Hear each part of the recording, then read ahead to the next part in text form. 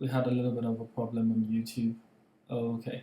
So yeah, guys, welcome to day 4 um, of our class, like as I said. And today we're going to talk about identifying your brand's unique proposition, the USP. We're going to start with what is your brand's USP. Once we speak about the brand's USP, the next thing we're going to talk about is how to outsource your production. So, outsourcing your production, that's the next thing we're going to be speaking about. So, if you are joining us on Facebook, if you're joining us on YouTube, or if you're joining us on Instagram, just say hi, tell us where you're joining us from, and if you've got any questions, let us know. Today, we'd like to start with questions. Have you got any questions on starting your brand? Have you got any things, any ideas that you like us to help you refine? Is there anything you'd like to know? Has there been anything in the past 3 days that hasn't made sense to you that you like clarity on? Just let us know, and then we'll help you figure that out. Okay, so I think we're good to go. So, the USP, you need to identify your brand's unique selling point. This will allow you to position yourself in the market. We spoke about that the other day. And once you really know where you fit in the market, it's easier then to, have a focus for how you're going to design, what your design process is going to be, what is your design approach going to be, um, how are you going to draw, are you going to use a computer, are you going to let somebody draw it for you. Once you have clarity on where you fit in the market, it's a lot easier to find out a good design process. So first thing you need to do is to look around. Certain people would go to trade shows. A trade show is just basically an event that you go to where you have people who would, like different brands will bring their products. Also, factories would turn up to these trade shows, and then you could have conversations with them where you would, show them what you have in mind.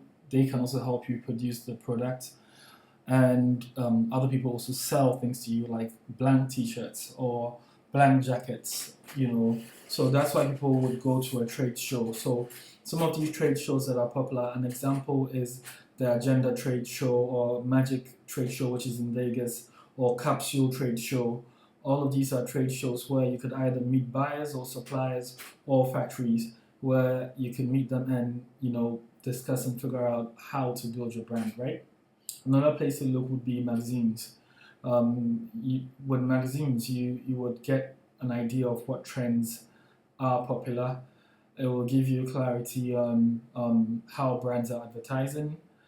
It would also help you really position yourself. So that's something that you could look at with mags. Trend agencies, there are agencies online where you could figure out what trends are popping, or you could even look at websites like Hypebeast or Vogue, or trend websites like PSFK, where they have daily trends on different segments. So whatever design segment or fashion segment you like to enter, there are websites that you should know about that would help you get clarity on what's happening in the segment that you chose, right? There are also trend books that are out there that you can find. Popular culture or modern culture. Look at what's happening out there. I'm not really a trend follower, but a lot of people with fashion, it cycles, so designs come and they go. I think past 2 years we've had the whole 90s fashion trend came up again, and that cycle will go, another cycle will come, and then it keeps on going like that. So having an understanding of the seasons or the zeitgeist, you really need to have an understanding of what is happening with the fashion trends. Once you know what's happening in the fashion trends, and you'd find it in magazines, music, TV, popular culture, all that kind of stuff. So that would help you also figure out what you're going to design. Street styles. Look what's happening in your country. Look at what's happening in the streets. Are you designing for kids in London? Are you designing for kids in Ghana? Are you designing for kids in South Africa? Depending on who you're designing for, it would inform your design aesthetic and how you'd approach your design. right? And then you do kind of like your design planning. Hi, on Instagram, Abs Kukoi, where are you joining from? This is day 4 of the fashion brand class. Today we're discussing outsourcing your design or how you go about your design process. So tell us where you're joining us from. If you're on YouTube, tell us where you're joining us from. Say hi. GH Londoners just joined on Instagram. If you're joining us on Facebook, YouTube, on Instagram, just send us a hi and let us know where you're joining us from. If you've got any questions about how to start your brand, please just send the questions now. So by the time we get to the end of the class, we'll be able to give you some clarity. So it's Kweku joining from the DMV. If you guys want to follow and you want to see the notes I'm using, you can follow us on YouTube /KOBGH, KAYOBIGH. If not, I'll just be talking, and if you have any questions, just send the questions, and I'll be glad to answer your questions. Cool. Okay, so as I was saying, you need to look at these trends, and then you need to look at, let's say, sales. You need to look at customer expectations. What do customers want? You need to look at functionality. What if you're just doing a t-shirt, functionality might not be key, but fit.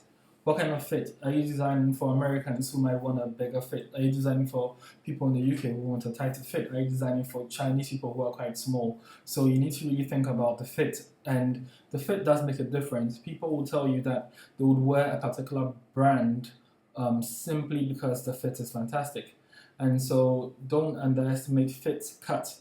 And how all those little things matter when you're designing. If you're doing like a menswear shirt brand, proper shirt brand, cut and sew, you don't want the arms to bunch. So you need like a pattern cutter who cut it in a way that it fits you perfectly. And that's what will be the difference between you and another brand. You could differentiate your brand based on the type of quality of cotton you use. Certain brands will buy t-shirts that may be 50% cotton, 50% polyester. Other brands will decide to just use 100% cotton. Other brands will decide to use merino cotton. Other brands will decide to use cashmere. So all of these little things will help you really differentiate your brand. Somebody join us on Instagram. Tell us where you're joining us from, and welcome to the class. So the fit, the cut, and the type of material you would use to produce your product, be it a t-shirt or a shoe or a bag or an accessory. The input into your resources that you put into your brand or into your design or into your product will really determine how people will receive it, right? So we've thought about trends, we've thought about looking at what's happening in the world, looking at what's happening in your country. The next thing will be colors. A lot of people don't even like to wear white t-shirts, right? And when you usually print a lot of black t-shirts, people say, oh, we don't like black. So you need to figure out, red kind of sells a lot, green sells. So you need to figure out whichever segment that you're going to build your brand in, what colors work, what are the trends, what are the colors for that particular season or that particular year. Understanding color psychology, how do colors make people feel? All of these little things will help you on how you choose your colors and how you position your colors. Hey JP, thanks for joining. So positioning yourself and understanding color trends, understanding print ideas. Where do print ideas come from? Yesterday, I designed a new design. If you look at our Instagram page, you see I posted a design yesterday, and it looks like a pattern, right? And that pattern, somebody might say, oh, it looks like a Versace pattern or a Gucci pattern. But that pattern actually comes from a 5 CD note, the Ghanaian CD note, right? How you doing, Abram? And that 5 CD note, I took a little bit of that 5 CD note, I cleaned it up in Photoshop, then I took it to Illustrator, I turned it into a vector. A vector is just a sharp image that, if you see a design online or a graphic, any sharp image is a vector. And then that design is what I built up into something that looked like from Versace, and then I cut it up in half and I put it on Instagram just to test to see how people react to it, right? So inspiration and ideas will come from anywhere. So for print ideas could be anything. So for example, you've got this over here, right? And it's a calendar that my uncle, an insurance company did. So that's a print idea. Okay, bananas. Cool. All right, then that's something that's right in front of me.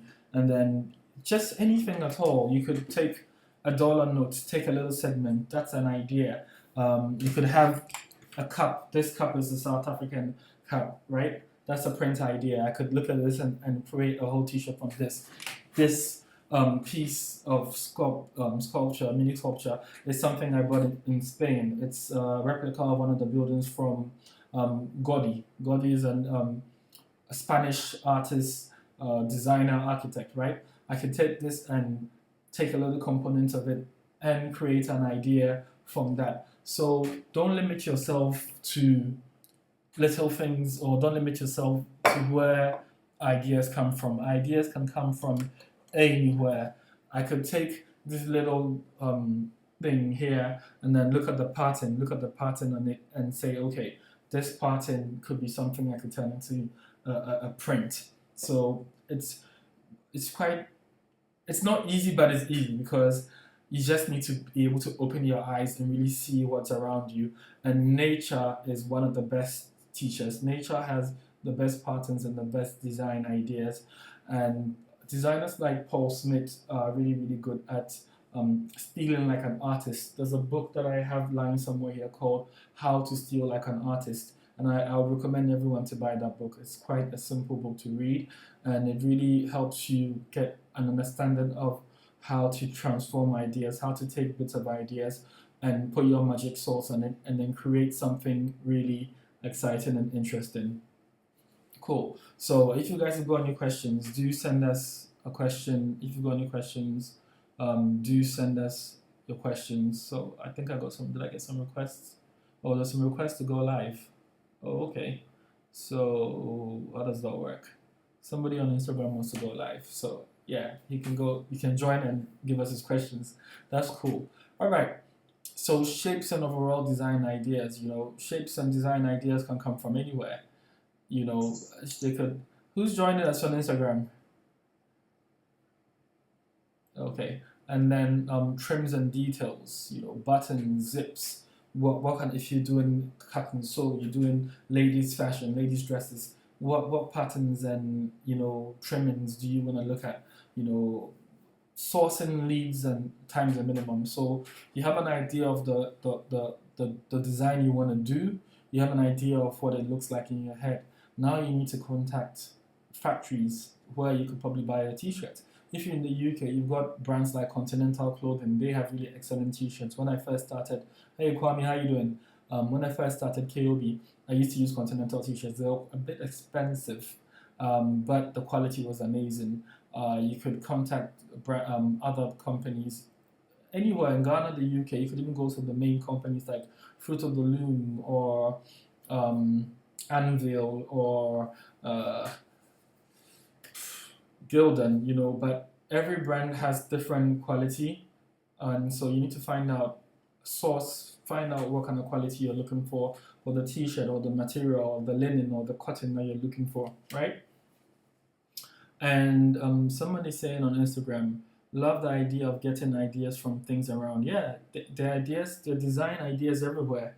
You can get design ideas from anywhere. You just need to open your eyes, and you just need to be open to creativity. You just need to be open to finding things that inspire you, things that are exciting to you, right? So you need to, as we mentioned the other, I think class number 3, everything needs to be planned ahead before you set up a collection. So when you're going to have the collection, you can't just design and think that, okay, the collection is going to come and just happen. How you doing, Mohammed? You need to plan this. You need to have a plan for your collection, right? So contact the company that can help you get blanks in advance. If you have money, buy the blanks in bulk. The more t-shirts you buy, the more affordable it is. Because you've already done your research on colors and fabrics and stuff, it's easier, right? So if you're not going to be doing t-shirts and you're doing actual designs, actual menswear, women's wear, or bags, have an idea of the costs, right? And then you go into the next phase of samples. So how did I start myself? I wanted to do t-shirts. I didn't know how to print, so I figured out that most printing is done by screen printing, where a mesh is created, ink is put through the mesh, it goes onto the t-shirt is dried, and then you get something like this. Now, not everyone might want to do screen printing. You might want to do batik. You might want to be doing just a plain t-shirt. You might just want to buy a material and just get it done. It's not too difficult to get samples done if you have a little bit of money. Find a local screen printer, search online, ask around your neighborhood who can do screen printing. Go to an art school. They're going to have screen printing equipment in there. Go to your local tailor, ask them to help you make a sample. If you have money, go online, go to Alibaba.com, start doing research on factories. Go online, find the factories in Turkey. Find a factory that probably produces for a big brand if you have money. In Ghana here, in Accra Central, there are factories that produce army wear and clothing for the US Army. So there's different tiers. The do-it-yourself approach, where you go online, come to a class like this, learn how to do screen printing, go to Circle in Accra, get your own screen. If you're in the UK, go to an art shop, get your own basic screen printing setup, print it yourself in the house. There's a second tier of finding a local supplier or finding a local printer, like how I did in the UK, where I found Glyphix, and they helped me print my t-shirts. Or if you're in the UK, you can go to DFT Prints. These guys have been doing it for a while and they're kicking ass. So, or if you're in Ghana, you can come to KOB, we'll print for you. So you come to a printer, the printer will print for you. Or you could even outsource it to a country where you can get like a big factory if you want to do volumes and you've got money. So start thinking about product samples, right? So how do brands go about producing their samples on the products? They're gonna look at sizes and size variations, right? So for example, for t-shirts, most men would wear a medium or a large, right? Then you have extra large, extra large, which majority of people wouldn't wear. Most t-shirts, women would wear a small or a medium. Not as many people wear large or extra large, even though for diversity, people will come to you and tell they want bigger sizes. But you need to understand your audience.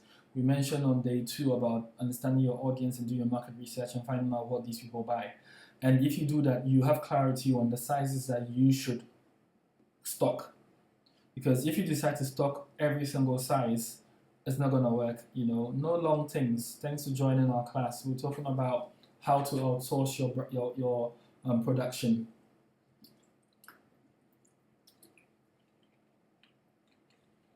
Michael and Blake is the US. They got spot to get screens and paint. Yeah. Go to your local shop, find out who's doing screens and paint.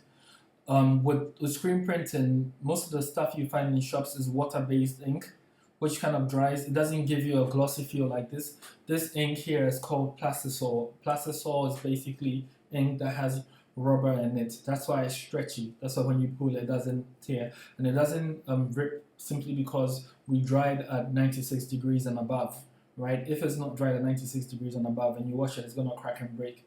And that's why sometimes you buy brands and then you wash it and it spoils. But with KOB, we try to have good quality. We've messed up at times, but on average, I would say maybe 89% of our t-shirts last for 3 to 4 years. And we've had people who've had the t-shirts from us for 5-10 years, So, yeah. Size variations are important. Have an idea of the sizes that people will buy. And then how many themes or prints you need to figure out. How many t-shirts am I going to do in the collection? How many themes am I going to do in the collection? I'll say start small and then scale up slowly. Because if you have too many ideas, you're going to have a problem. You go to a printer and you have 5 different t-shirts. All those 5 different t-shirts have 3 or 4 colors, and then you only want to print 1 t-shirt each. That price is going to be high because the cost of setting up the screens will a bit expensive, and the fewer t-shirts you print or the fewer samples you make, the more you pay. So it will make sense to probably start with 1 design with maybe 2 colors or 1 color, something extremely simple to set up as opposed to having something that's complex. If you decide to go down the route of having a complex design, maybe 5 colors, 6 colors, 7 colors, right? Then you might want to go to do, you might want to prefer to do a digital print, which is like a direct to garment print. Now, this is a machine that the t-shirt goes in and prints directly to onto the t-shirt. I know that in Ghana and Nigeria now there's a brand called Ghana Print, and they starting to provide that service here. Outside in Ghana, in the UK, America, direct to garment is quite common. Even with Kyobi, we're contemplating starting to give direct to garment t-shirts, do direct to garment t-shirts in for America, for our customers outside of Ghana, simply because direct to garment is really simple to produce. We can outsource it to companies outside like Printful, and with direct to garment t-shirts, the turnaround is really short. We don't have to think about producing the t-shirts in Ghana and taking forever to arrive in America. And the only difference is that the direct to garment t-shirt quality is not as good as screen printed t-shirts. So you could do a lot more variations, a lot more colors, but the quality is not as good. So if we decide to do direct to garment, we might not charge the same as we're charging for screen printed t-shirts, right? How are you guys doing, Kofi? And how are you doing, Kobna? Where are you guys joining us from? Have you guys got any questions about starting a brand? It doesn't have to be a fashion brand. Shoot us these questions and then we'll see how we can answer the questions for you. Cool. Okay. So you need to start thinking about like how many colors per the themes that you're going with, right? The more colors you would bring into design, the more complex it is. Unless you're using pre-made fabrics or pre-made stuff to do maybe, let's say, African print shirts, that's a lot easier. Price structures. How are you going to price your shirts? If you decide to use extremely high quality inputs, then the price of the product will go up. For example, I decide to buy a high quality t-shirt, right? £5 t-shirt. Hey Jeffrey, how you doing, Jeffrey? Oh, it would be good to have Jeffrey on this call, on this training. Jeffrey is one of the pioneers in the Ghanaian space for brands, starting brands, helping start brands like MIG and Heal the World. And I've been in one of his classes, fantastic teacher. So yeah, when you're talking about price structure, how are you gonna price? If you decide to buy, let's say, a £5 or let's 70 CDs, 45 CD t-shirt, because you want your brand to be premium, so the cut is good, the quality of the t-shirt is good, and it's gonna cost you, let's say, another £7 to print that t-shirt, right? If it costs you another £7, then it's gonna cost you another, let's say, £3 in packaging, and then another £5 in marketing. You're already gonna have a t-shirt that's gonna cost you about £30, and you've not even added any profit on it, right? So I would say start thinking about your inputs. What does it cost to produce that particular t-shirt or dress or bag? How are you doing, Sakura? Sakura modeled for us in our last campaign. He's a model. I think he's in South Africa now doing well. Where are you joining us from? You guys, tell us where you're joining us from. So yeah, you need to really start thinking about how you're gonna price, and I think we'll take a day to do pricing, because what you see in retail for the price of a t-shirt or for a shoe in Zara, that's not the real price. You have the actual cost price, and then you factor in your production cost, you factor in your printing cost, you factor in your marketing, you factor in your branding, you factor in your packaging, you factor in maybe if you've got a shop, the retail space, all that stuff has to go into costing the t-shirt. Then you put in a profit, and most fashion brands will put in a profit margin probably 2 or 3 times the cost, so that they can really have a gap in case something happens. So for example, if you're a brand currently, production in Ghana is usually more expensive than producing in the UK, simply because of logistics. So where are you based? You need to start thinking about the country that you are in and the production cost and the bottlenecks that you face to produce a product. And in order for you to be able to bring something to the market that has a good price and that is competitive enough globally, so people are willing to exchange their money for your product or your service or your brand, right? So you start thinking about price, your price structure, what fabrics and styles that you use, how many options would you give the client. You don't want to, bring so many products so many designs into the market where your customers are confused. I'll say if you start on a brand, you could start with maybe 5 designs, or even if it's a really basic design like a men's shirt, you might start with one and do one design every month, or one design every 2 months, or every 3 months. That might make more sense, right? So earlier we spoke about, you could do a little survey and figure out, let's say in the country or the type of customers you want, what sizes do they wear? Do most of them wear medium, large, extra large? Start doing research and figuring out all the kind of stuff, right?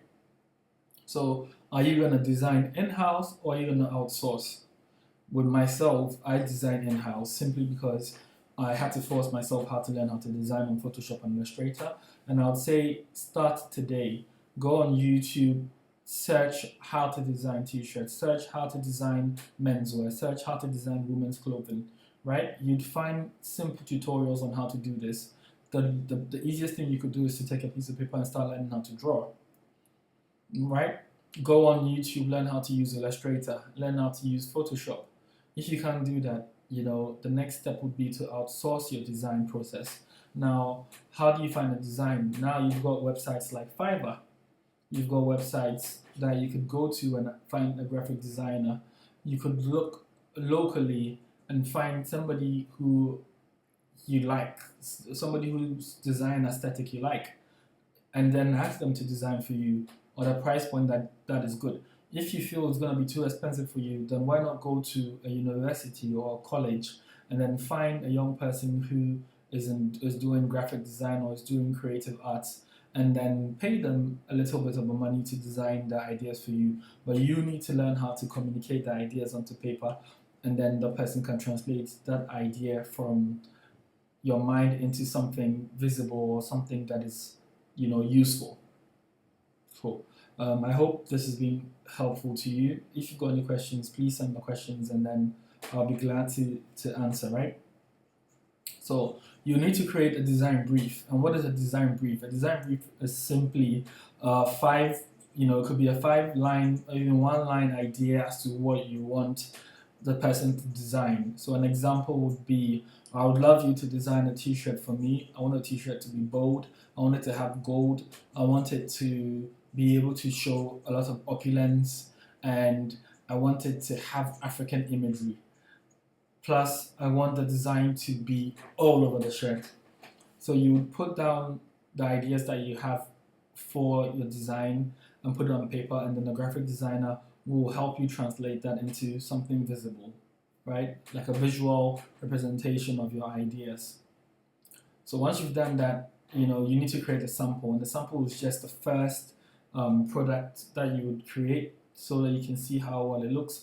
I would say it's usually easier to try and do paper samples before, even digital samples on the computer, before you go to like a seamstress or go to a printer or go to a pattern maker or go to like a textile developer. Try and do like a digital sample, then a paper sample before the actual physical sample. What kind of samples we made? You've got factories that make samples. You can go to your local screen printer and all that stuff. So once you have your sample and you think you have a brilliant idea like Mifufuno, or don't make the mistake that I made. In the UK, it's direct automatic copyright, and I got my stuff protected in the UK and America. But in Ghana, you have to go to like a trademark place and pay for the money and get it copyrighted. And trust me, good ideas will be stolen. And I'm not saying, I know I always tell you guys to steal like an artist, but that's different. That's taking components of an idea and translating it into something interesting, right? But people will just take exactly what you've done and copy it exactly, and that's not what I advocate. That's just stealing. So try and understand intellectual property. Understand that you need to protect your rights, designs, register your designs if you can, and make sure that you document your design process so that if there's an occasion where you have to go to court, you can actually, fight your case, right? Okay.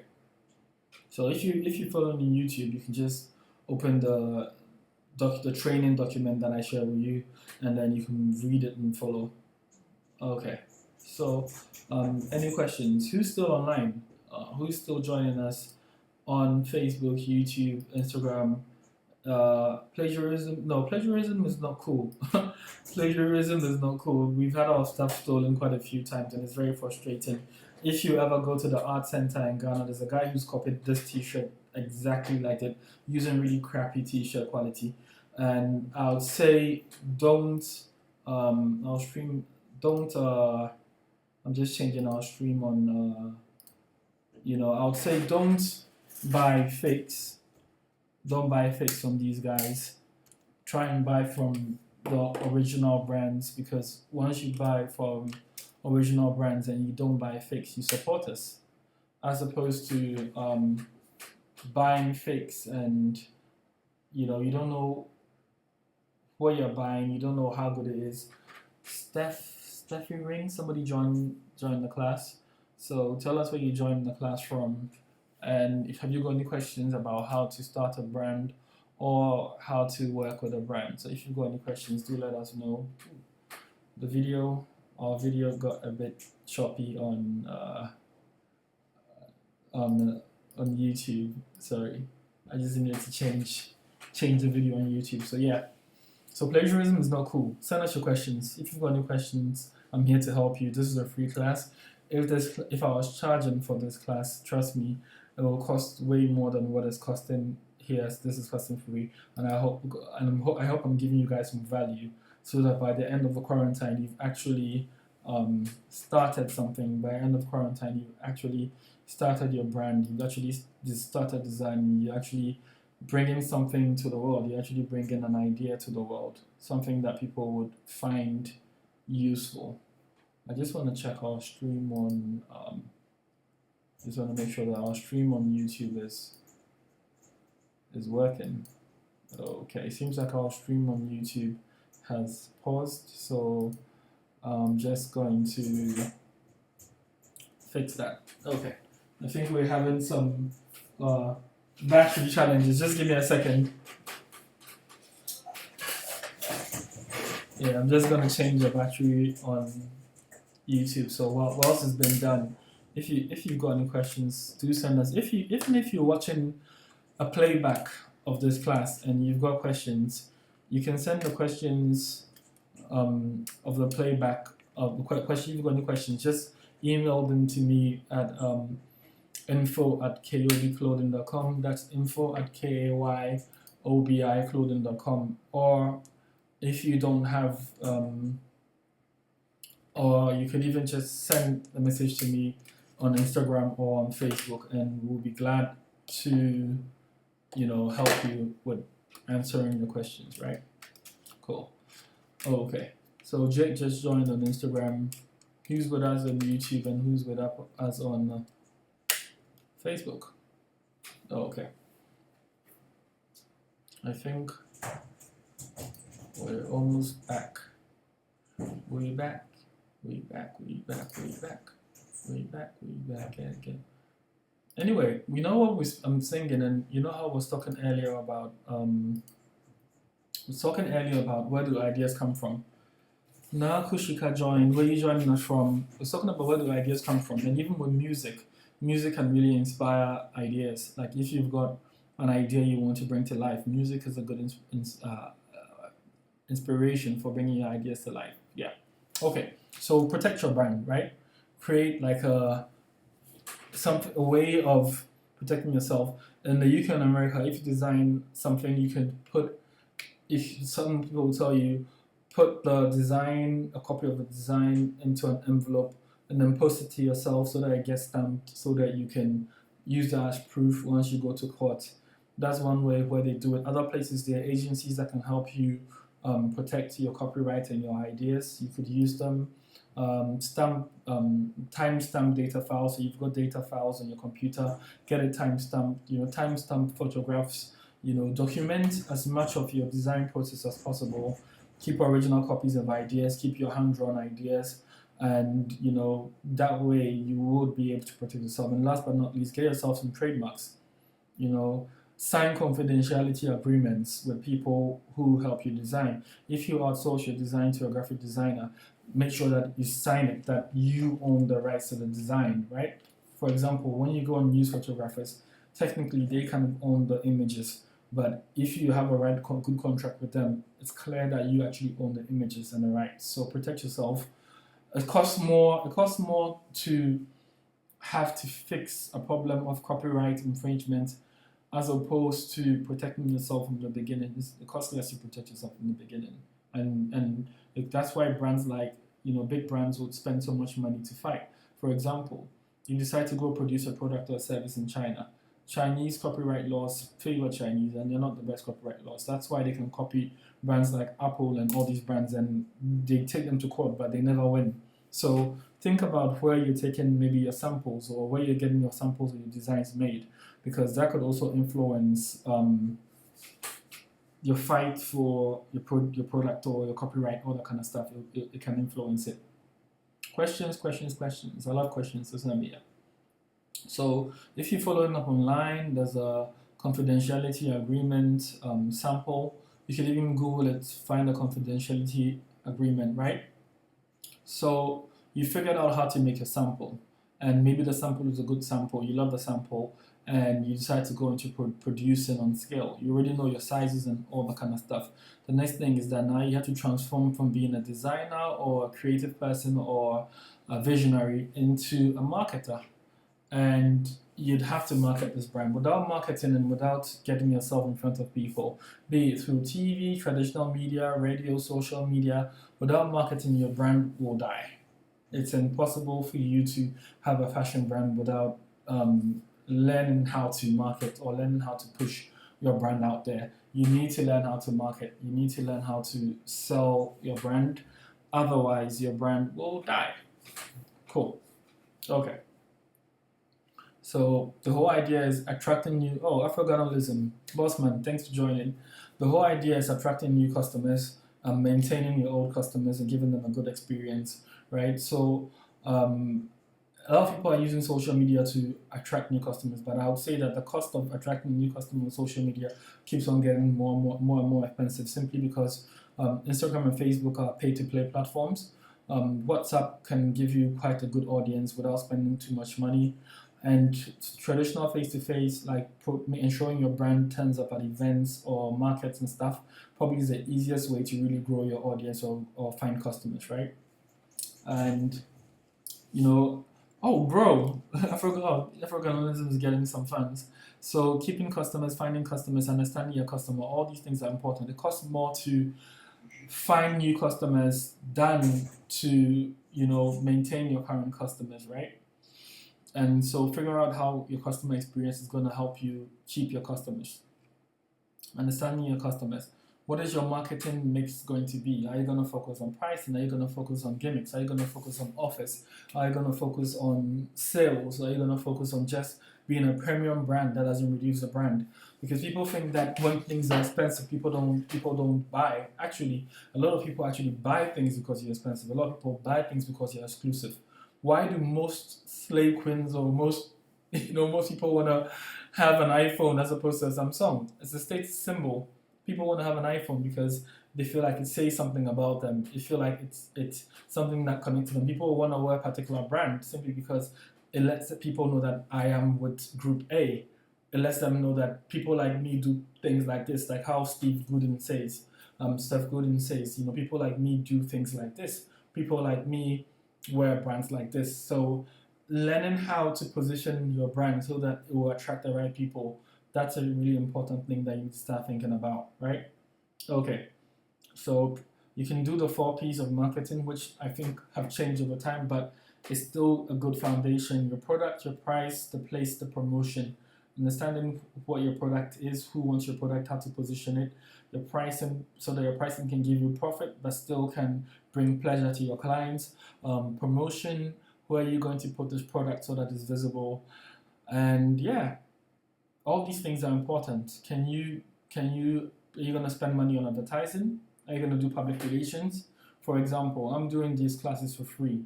I can decide to send it to the press and tell people this is what I'm doing during Corona, and then they can decide to give me free publicity. That's public relations, right? So you need to start thinking about that. Are you going to utilize the internet? If you're going to utilize the internet, then you need to learn how to really create content that is eye-catching and important. Apps Kukoi is saying, know your worth. Love that. Yeah, you need to know your worth, because if you understand the value you bring with a product, it will allow you to be able to charge the right price. You're not pricing based on emotions. You're pricing based on the quality you're bringing and the value you're bringing and the enjoyment or the excitement you're going to bring to your customer from a design perspective, from a quality perspective, and even from an experience perspective. People don't buy clothing, they buy experiences. They buy an idea, they buy an emotion, they buy an experience and a lifestyle. Are you going to use word of mouth? Point of sale displays. Are you going to give your business cards out? You need to figure out all these little things that will help you sell. Are you going to use direct sale? Are you going to use flyers? Start thinking about how you're going to get to your customer. Are you going to use guerrilla marketing? Are you going to just focus on students telling the story of your product? Are you going to find other brands that are already in your niche? They might not be competitive, competing brands, but you might be able to partner with them. So you want to do men's shirts, men's work shirts. Can you find a shoe company that you're going to partner with for the shoe company, and the shoe company put your shirts in the shoe company, and then they're going to help you market already to their audience who fit into your demography. So start thinking about how you're going to position, your brand with the right, partners, so that you could sell to the right people. There are brands already out there who you could partner with, and they already have the audience. You don't need to start everything from scratch. So are you going to do above the line or below the line marketing? Are you going to do print, or are you going to do things that are below the line? Are you going to do coupons? Are you going to do price competitions? Are you going to do free gifts? There's so much you can do. Loyalty schemes, competition and prizes. There's so much you can do to put your brand out there. And so don't limit yourself to little things or limit yourself to one channel. Try different channels, and if they fail, try something else. If they fail, try something else. Brands are not static. Designing is not static. Creativity is not static. Look out for different ways in which you can differentiate yourself and position yourself, and that would help you really stand out. That will help you sell your brand, right? I was gonna jump into creating your company profile, but I think we did that on day 2 for the brand sprint, so I don't think we need to create a company profile. Actually, we might do that, but I think we'll do that tomorrow. Tomorrow we might start the class a bit earlier instead of 5, because we tried 5 p.m. The number of people joining is okay, but I think people are tired by 5, so we might start tomorrow's class earlier, maybe 12 or 3. But we've got just about 10 minutes to go. If you've got any question on how to create a good brand, it doesn't have to be a fashion brand, it could be any kind of brand. Just send us your questions right now so that I could help you. I could answer the specific questions that you have.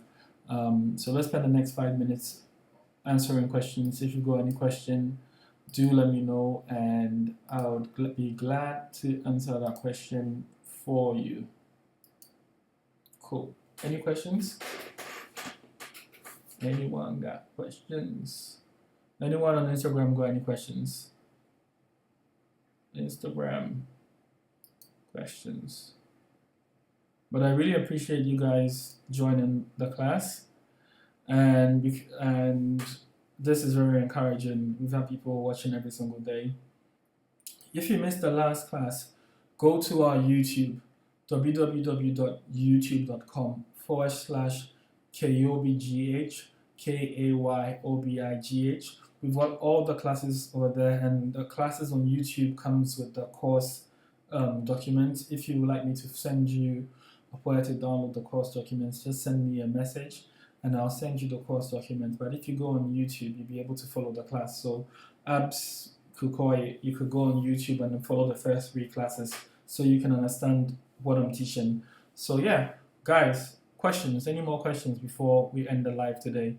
Where are you currently? What's happening with your lockdown where you are? What's the name of the brand you hope to create? How can I be of personal value to you right now and help you build that brand and grow that brand? After lockdown, I'm doing free classes, so give me the questions right now. Send us the messages right now so we can help you. But me personally, by the end of this lockdown, I hope to have built like a stronger connection with my audience. I hope to have figured out what drives this brand Kayobi, and I hope to find passion again so I can create and it's coming. Since I started doing the classes, I've been getting creative again. Yesterday I showed put a new design up. I'm hoping to put up one new design or one new design idea, or even design one idea every single day whilst I'm home and whilst I have a bit more time. So I would say don't waste this quarantine time. It's a time of hardship and a time of pain, but trust me, it's also a time of opportunity. And the people who seize the opportunity now will be the ones who will be ruling later on. Most companies around the world have been created during a time of recession. And if you can create a brand during recession, then that brand will be able to survive when there's an upturn in the economy. So I'd say just be encouraged. I hope you guys are in good health, and thank you so much for joining this class. I'm going to be bounce, so peace and hair grease. Take care, God bless. Join us tomorrow. Go on YouTube so you can get a notification. So whenever we're live, you get the notifications, yeah? Please, please, please, if you could do me one favor, been playing with the idea of Works brand. You have been an inspiration. Thank you. Oh, you're welcome. The name is a bit difficult to pronounce for your brand, but we could work around it. Send me the questions for how you want me to help you, and I'll help you. But what I was saying was, if you could do one thing for me, please, please, please subscribe to our YouTube and share this video with someone. Share it to 5 people. Share it to somebody that needs to get off their ass and start something. Stop spending all your money as a consumer and start being a producer. You have a purpose, and one of those purposes is for you to produce amazing things in this world that will bring you profits and also help give back to people. Okay. Peace. Take care. God bless.